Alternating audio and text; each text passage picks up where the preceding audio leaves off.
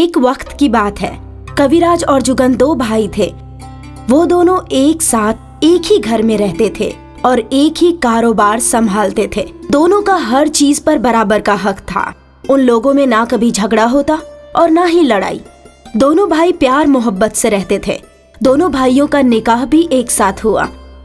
निकाह के 2 साल बाद जुगन को एक बेटी हुई जिसका नाम मुन्नी रखा गया।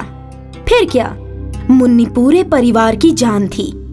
खास करके अपने चाचा कविराज की तो लाडली थी। एक रोज की बात है, सारा परिवार एक साथ खाना खा रहा था कि तभी एक आदमी दौड़ते हुए आया। हुजूर, हुजूर, छोटी मालकिन के अब्बू जान का इंतकाल हो गया। क्या? अब्बू जान? जुगन की बीवी जोर जोर से रोने लगी। एक काम कर छोटे, तू कार ले जा, मुन्नी को यहीं छोड़ जा। वहाँ तू लता को संभालेगा या मुन्नी को? ठीक है भाईजान। जुगन ने बच्ची अपनी भाभी मंदाकिनी को सुपुर्द की। फिर जुगन और लता कार में बैठकर निकल गए। सारे रास्ते लता जोर जोर से रोए जा रही थी। रास्ते में एक मोड़ आया और जुगन अपनी तवज्जो खो बैठा और वो लता को संभालने की कोशिश कर रहा था कि रास्ता मुड़ गया और उनकी कार एक बहुत गहरी खाई में गिर गई। दोनों मियाँ बीबी की मौके पर मौत हो गई। कविराज और जुगन और लता की अंतिम विदाई थी। मुन्नी बच गई थी। कविराज ने सोचा कि वो अपनी भतीजी की अपनी बेटी की तरह परवरिश करेगा, पर मंदाकिनी इस बात पर राजी नहीं थी। आखिर हमारे अलावा अब मुन्नी का है भी कौन? वो सब मैं नहीं जानती। ये मेरी बेटी नहीं है, इसीलिए मैं इसे अपनी बेटी की तरह मोहब्बत नहीं कर सकती। पर मंदाकिनी, ये बच्ची महज कुछ महीनों की है, इसको देखभाल की जरूरत तो पड़ेगी ना? इसके लिए आया रख लो। दुरुस्त है। कविराज ने मुन्नी की परवरिश के लिए एक आया रख ली। वो आया मुन्नी का ख्याल रखती, उसके साथ खेलती। कविराज मुतमईन था कि उसके भाई की बेटी की परवरिश अच्छे तरीके से हो रही है। पर फिर जब मंदाकिनी को बेटी हुई तो सब कुछ बदल गया। ये है ना हमारी शहजादी। आज से आपका सारा लाड प्यार बस इसी को मिलना चाहिए। वो तो मिलेगा ही ना। शायद आप मेरे बोलने का मतलब नहीं समझे। मैं बोल रही हूँ कि मुन्नी को कहीं दूर भेज दो। अगर वो यहाँ रहेगी तो आप उसी से ज्यादा प्यार करोगे, जो कि मैं नहीं चाहती। ऐसा थोड़े ही हो सकता है। भला मुन्नी कहाँ जाएगी? और अगर वो बच्ची भी हमारे साथ रहेगी तो इसमें तुम्हें क्या परेशानी है? बेवजह उस बच्ची के पीछे ना पड़ा करो। कविराज अपनी बात बोलकर वहाँ से चला गया। पर अब मंदाकिनी जानती थी कि उसे क्या करना है। उस दिन से मंदाकिनी ने मुन्नी के साथ बुरा बर्ताव शुरू कर दिया। वो कभी उसे डांटती तो कभी उसे मारती। जब भी मुन्नी कविराज के पास जाती तो मंदाकिनी बच्ची को मारती थी। आज के बाद अगर तू अपने चाचा के पास गई तो देख मैं तेरा क्या हाल करती हूँ। कविराज ने ये देख लिया। उसका दिल किया कि वो मंदाकिनी को डांटे, रोके, पर उसने सोचा कि आखिर कब तक वो मुन्नी को मंदाकिनी की नफरत से बचा पाएगा। जब तक मुन्नी यहाँ रहेगी मंदाकिनी कुछ न कुछ करके उसे तकलीफ देती ही रहेगी। इससे तो अच्छा है कि मुन्नी को मैं दूर भेज दूं। कम से कम वो वहाँ खुश तो रहेगी। यही सोचकर कविराज ने मुन्नी का एक यतीम खाने में दाखिला करा दिया। आप मेरी परेशानी तो समझ ही गए होंगे। अगर मैं इस बच्ची को अपने पास रखता हूँ तो इसे बस तकलीफ ही तकलीफ मिलेगी। इससे अच्छा मैं इससे दूर रहूं। पर मैं चाहता हूं कि ये हमेशा खुश रहे। मेरी मुन्नी का आप अच्छे से ख्याल रखिएगा।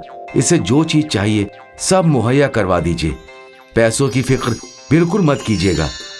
मैं वक्त पर पैसे भेजता रहूंगा।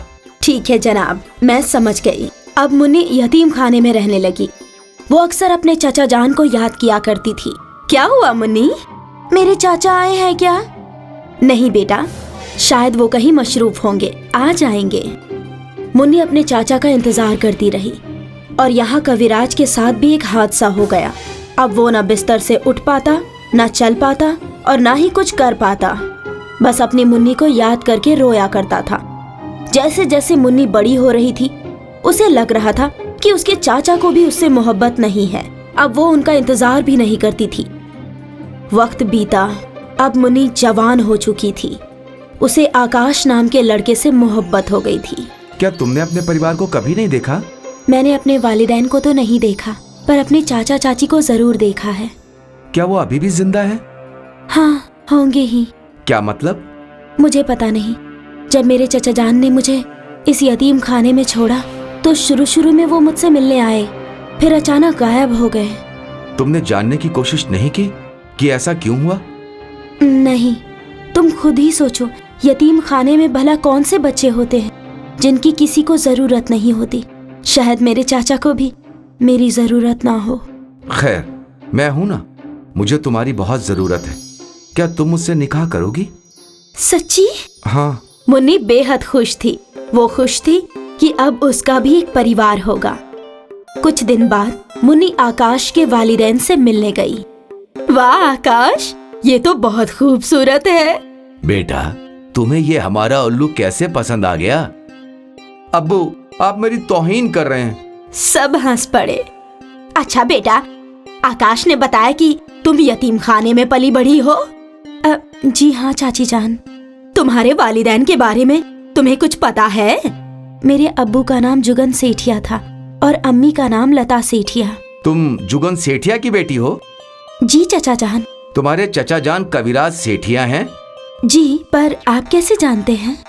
क्योंकि कविराज मेरा बहुत अच्छा दोस्त है और उसने मुझे तुम्हारे बारे में बहुत बताया था। बेटा, तुम जानती नहीं कि कविराज तुमसे कितनी मोहब्बत करता है और कितना याद करता है। तो वो मुझसे मिलने क्यों नहीं आए कभी? क्योंकि वो आ नहीं सकता। क्या मतलब? क्योंकि बरसों पहले उसका सड़क एक्सीडेंट हो गया था। तब से वो चल फिर नहीं सकता, बस बोल सकता है, वरना वो कब का तुम्हारे पास आ जाता बेटी। क्या? और मैं सोचती थी कि उन्हें मेरी जरूरत नहीं है। संभालो बेटा अपने आप को। आकाश के अम्मी अब्बू मुन्नी को कविराज के पास ले गए। ये तुम्हारी मुन्नी है? तुम्हारी मुन्नी? सच? मुन्नी ने अपने चाचा जान को गले से लगा लिया। दोनों बड़े ही भावुक थे। वो दोनों रोए, एक दूसरे के गले लगकर खूब रोए। शुक्रिया दोस्त, शुक्रिया। मेरी मुन्नी को मुझसे मिलाने के लिए बहुत बहुत शुक्रिया। मैं तेरी मुन्नी से मुलाकात कराने नहीं लाया, बल्कि उसे छीन ले जाने आया हूँ। क्या मतलब? मतलब जल्द ही ये मेरे घर की बहू बनने वाली है, आकाश की होने वाली बेगम। ये बात सुन के कविराज बेहद खुश हुआ। कुछ दिनों बाद आकाश और मुन्नी का निकाह हो गया। कविराज ने निकाह अपने आंखों से देखा और जब मुन्नी और आकाश कविराज से दुआएं खैर लेने आए तो कविराज ने आशीर्वाद के साथ मुन्नी को कुछ कागजात दिए। ये क्या है? तेरा हक। चचा जान, मुझे ये सब नहीं चाहिए। ये मेरी तरफ से तेरे लिए तोहफा नहीं है, बल्कि ये वो अमानत है जो मैं तुझे लौटा रहा हूँ। ये तेरे अब्बू की कमाई है जिस पे बस तेरा हक है। आज तक मैं इसको अमानत की तरह संभालता रहा हूँ। अब वक्त आ गया है कि तू इसे खुद संभाले। तभी मंदाकिनी वहाँ पहुँची। मुझे लगा था कि तुम अपनी सारी दौलत इस लड़की पर लुटा दोगे। मेरी बेटी का हक मैं तुम्हें नहीं मारने दूंगी। आज नहीं मंदाकिनी, आज नहीं। आज तक तुमने मेरी सारी खुशियों को बर्बाद किया है। अगर आज तूने कुछ भी ऐसा वैसा किया तो मैं अपनी सारी जायदाद मुन्नी के नाम कर दूंगा। फिर जिंदगी भर तुझे मुन्नी की गुलामी करनी पड़ेगी। ये सुनकर मंदाकिनी सहम गई। उसे समझ नहीं आ रहा था कि वो आगे क्या बोले, इसीलिए वो वहाँ से चुपचाप चली गई। आपको चाची जान को ऐसे नहीं बोलना चाहिए था। मैंने बिल्कुल दुरुस्त किया। अगर यही काम मैंने 15 साल पहले कर दिया होता तो तुझे यतीमों की तरह पलना नहीं पड़ता। अब तू हमेशा खुश रहे, यही मेरी दुआ है।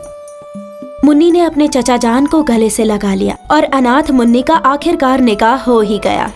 भले ही मुन्नी ने बहुत सारे दुख झेले, पर आखिर में उसकी किस्मत में खुशी आई। इसीलिए तो कहते हैं, अंत भला तो सब भला।